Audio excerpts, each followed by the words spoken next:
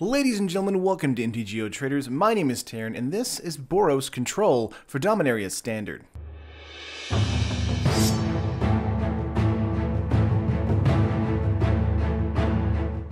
So, spoiler alert, this deck is going to be very pricey, so I just want to get that out of the way at the beginning of the video, but I do want to talk about the deck overall because I do think it's very fun and quite good as well. Yes, of course, I'm talking about Boros Control, a red-white control deck using a lot of really great planeswalkers along with some supreme removal as well as just great attackers to close out a match. So let's move on to the deck list right now, guys. Starting with, of course, Walking Ballista. This is one of the reasons it's so expensive. 4 Toolcraft Exemplar, 2 PNLR, and 2 Lyra Dawnbringer, another expensive card as well. Walking Ballista being a great turn to play for us, as well as turning on a Toolcraft Exemplar, but just being a great way to ping either an opponent's creature, an opponent's planeswalker, or an opponent's face. An XX00 artifact creature construct. It enters the battlefield with X +1/+1 counters on it. Pay 4, you can put a +1/+1 counter on it, and you can also remove those counters and ping them wherever we want to. Very good for us, super versatile, and of course you can just cast it if you need to get it out of the way as well. But because we don't have any kind of revolt triggers in our deck, that's not very useful for us in this particular build. Next up though, we have Toolcraft Exemplar, a card that's going to hopefully go off the back of Walking Ballista, as well as a 1-mana 1/1 creature dwarf artificer. At the beginning of combat on your turn, if you control an artifact, the Exemplar gets +2/+1 until end of turn. If you control 3 or more artifacts, it also gains first strike until end of turn as well. So the Exemplar is a great turn 1 play, a great way to attack in early, as well as being a great way to crew Heart of Kiran, which is of course in this deck as well. So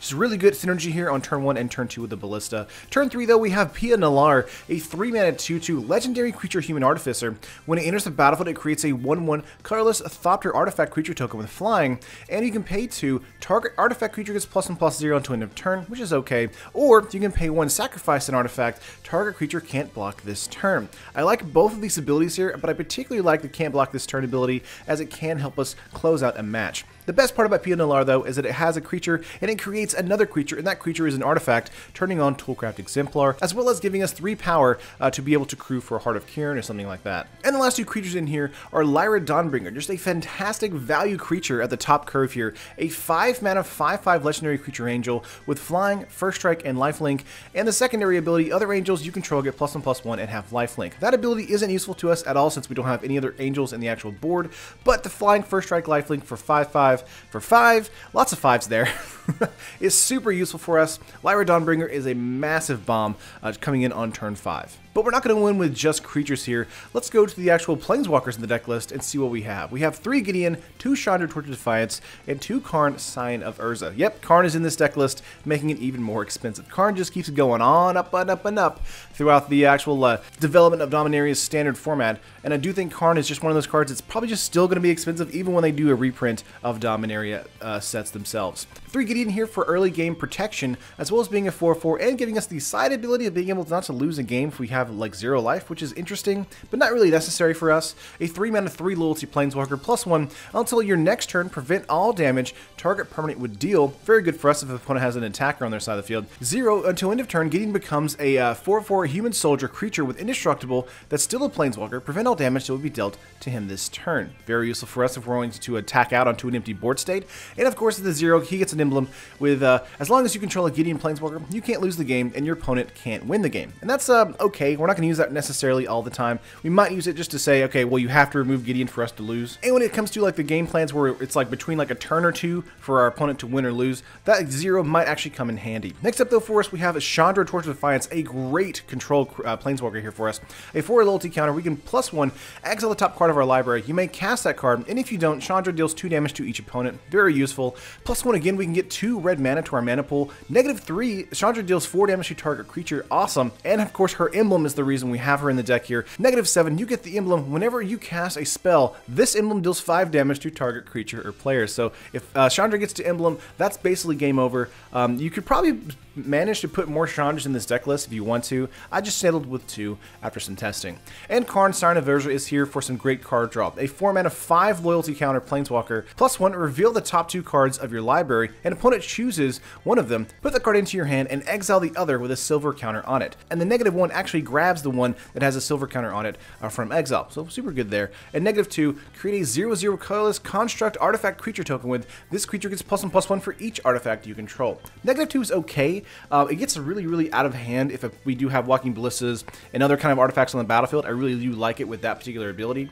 But more often than not, we're just going to use Karn as a great way to draw some cards and get some value for our 5 loyalty Planeswalker. If they don't deal with Karn, then Karn's going to run the table with them because it does mean we actually get to draw 2 cards per turn. But that is all the Planeswalkers in the deck list here. Let's move on to the actual spells. We've got quite a few of them. We have 2 Abrade, 3 Lightning Strike, 3 Jaya's Immolating Inferno, 2 Heart of Kiran, 2 Treasure Map, 3 Seal Away, and 2 Ixalan's Binding. Yes, main board Ixalan's Binding.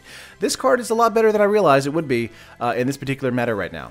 But first up, we'll talk about the Abrade here. A 2-mana instant, deals 3 damage to target creature or destroy target artifact. Godforce Gift is a thing. Heart of Kiran is a thing. You know, we're using Heart of Kiran ourselves. We need to make sure we have some sort of artifact removal main board to make sure we can actually deal with them with our slower board state strategy. Next up, we have 3 Lightning Strike. Plussing Chandra actually does quite a bit of damage turn over turn, so if we can actually keep that up and keep that pressure up, Lightning Strikes will come in handy for sure. We can also Lightning Strike to kind of ping down an opponent's Planeswalker, as well as destroy an opponent's creature if they have some on the battlefield too. Jaya's Immolating Inferno, though, is similar to Lightning Strike, but so much more powerful. This is basically a board wipe for us. I had Sweltering Suns and Hour Devastation in here, but after playing with Jaya's Immolating Inferno, this card is, oh, it's perfect. In X and 2 red here, Legendary Sorcery, you may cast Legendary Sorcery only if you control a legendary creature or Planeswalker. Jaya's Immolating Inferno deals X damage to each of up to 3 targets. That's really good. So basically, if you pay 5 mana, this is 3 points of damage to a Planeswalker, a creature, and maybe the opponent's face. So awesome. Of course, the only downside is Jaya's Immolating Inferno does need to have a legendary Planeswalker or creature on the battlefield. However, we have quite a few in the deck list, and that's fine. Heart of Kiran is also here because of just fantastic attacking. A 2-mana 4/4 legendary artifact vehicle with flying and vigilance, crew for 3, but you can also remove a loyalty counter from a Planeswalker and crew Heart of Kiran as well. So we have, you know, lots of Planeswalkers in the deck list. We also have, you know, Pia Nalar and Toolcraft Exemplar. Heart of Kiran is going to be a great way for us to get in on damage on turn 2, hopefully, with a Toolcraft Exemplar. If not, it's just going to be a great way to block or attack in as well for 4 in the air. Next up, to help us on card draw and anything like that, we have 2 Treasure Map, a 2-mana artifact. We can pay 1, tap it, scry 1, and we get a landmark counter on the Treasure Map. If we have 3 or more, it flips, turns into a land, and gives us 3 treasure tokens. So very useful. We can also use that land to tap for colorless mana, as well as tap, sacrifice a treasure, and draw a card. So Treasure Map is just really good for us in the early games to kind of stabilize our board state, make sure we don't grab too many lands, and make sure we actually have extra mana if we need it for an Immolating Inferno or a Planeswalker. Next up, against the aggro strategy, we have 3 Seal Away. Fantastic removal in white here. A 2-mana enchantment with flash. It enters the battlefield, exile target, tap creature and opponent controls until Seal Away leaves the battlefield. So on turn 2, this card is great against an aggro deck. On turn 5, this card is great against a Lyra Dawnbringer. So very good card overall, and I think this card is a high pick for any kind of control deck using white. And the last 2 cards in here, Ixalan's Binding. So History of Benalia, Godforce Gift, all of those decks need to have a permanent on the battlefield for their situations to work. Ixalan's Binding is going to come in here and shut those strategies down and make sure they can't recast those spells. It's a 4-mana enchantment. When it enters a battlefield, exile target non-land permanent and opponent controls until Ixalan's Binding leaves the battlefield, and your opponent can't cast spells with the same name as the exiled card. This is fantastic for us, being able to slow down our opponent's strategy, making them try to get into either a Brontodon, a Naturalize, a Fragmentize, something to make sure they have the Ixalan's Binding being removed quickly. The best part about this card as well is that we're actually boarding in 2, so if they go with a cast out onto an Ixalan's Binding, we can Ixalan's Binding a cast out, and then use our Ixalan's Binding that we just freed to grab their Godforce Gift, or a Planeswalker, or what have you. Binding is a super useful card, and very powerful in this particular deck list. But that is all the spells in the deck list here. Let's go to lands really quickly. Just rounding things out, we have 8 Mountain, 4 Plains, 3 Stone Quarry, 4 Clifftop Retreat, 4 Inspiring Vantage, and 1 Field of Ruin. So we have a lot of cards that need double red and 1 double white in the deck list here. So we really do need basically all dual lands, as well as just having straight lands, basic lands. So 1 Field of Ruin in here is just kind of representing a Search for Azcanta, a Flip Legion's Landing, something like that. Or just a way for us to get another like red or white mana. Just very useful for us in that particular situation. But more often than not, we really need to prioritize our red or white mana, and all of these dual lands here are really going to help us do that. The sad part is that Stone Quarry does come in tapped regardless, but Clifftop Retreat can come in untapped. We control a plains or a mountain, and Inspiring Vantage comes in untapped if we get this in the early game. Either way, we really do want to prioritize that red mana a little bit more than the white mana. However, Lyra Dawnbringer on turn 5 is going to be quite often the case, thanks to Clifftop Retreat, Inspiring Vantage, and Stone Quarry. But that is 24 lands in total, and that is the full 60 on the Game 1 game plan. So let's go to the sideboard here and see what we can do in Game 2. Starting with, of course, Scavenger Grounds. I feel like this is in the sideboard every time I build a sideboard nowadays, because we really do need that Godfrey's Gift strategy removal. And Scavenger Grounds is just one of the best cards that can do that. Just basically replacing maybe a Stone Quarry in a Field of Ruin for a Scavenger Grounds. Next up here we have Authority of the Consuls against that mono red aggro deck, or the black red vehicles deck. Very, very useful for us, making their creatures come in tapped, as well as gaining us a life. Super good for that. We also have Fragmentize here for any kind of artifact or like curse strategy, or even anything like the History of Benalia strategy. A 1 white mana sorcery, destroy target artifact or enchantment with converted mana cost 4 or less. So we can get rid of a Cast Out, we can get rid of an Ixalan's Binding, and we can get rid of a History of Benalia. Those are enough cards for me to think that this is a good card in the sideboard here. Goblin Chain Whirler is here for those token-based strategies. A 3 mana 3/3 first striker. When he enters the battlefield, deals 1 damage to each opponent and each creature and Planeswalker they control.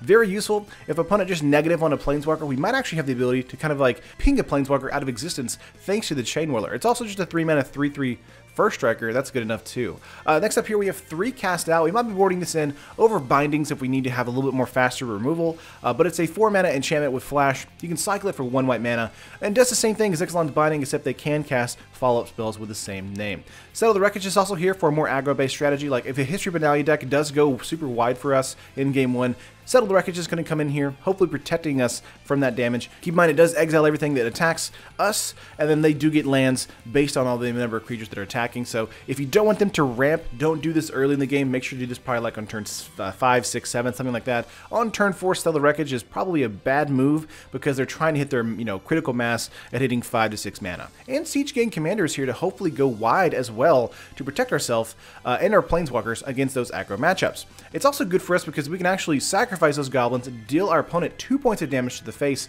by paying just 2 mana with the commander. And the commander can also sacrifice himself to do the same thing. Keep in mind the commander is not legendary and can stack on top of himself as well.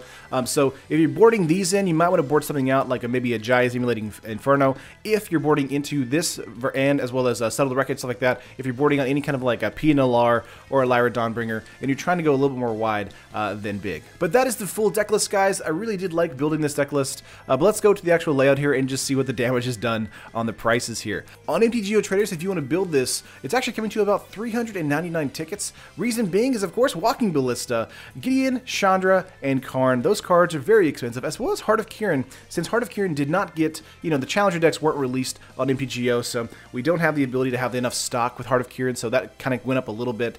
Same thing with Walking Ballista, stuff like that. However, all those cards are still expensive in paper, and if you want to build this in paper, it's coming to about $518. This is kind of nearing like modern levels of price here. I feel like it is actually modern levels of price. And of course, Karn, just 2 of them is 137 bucks.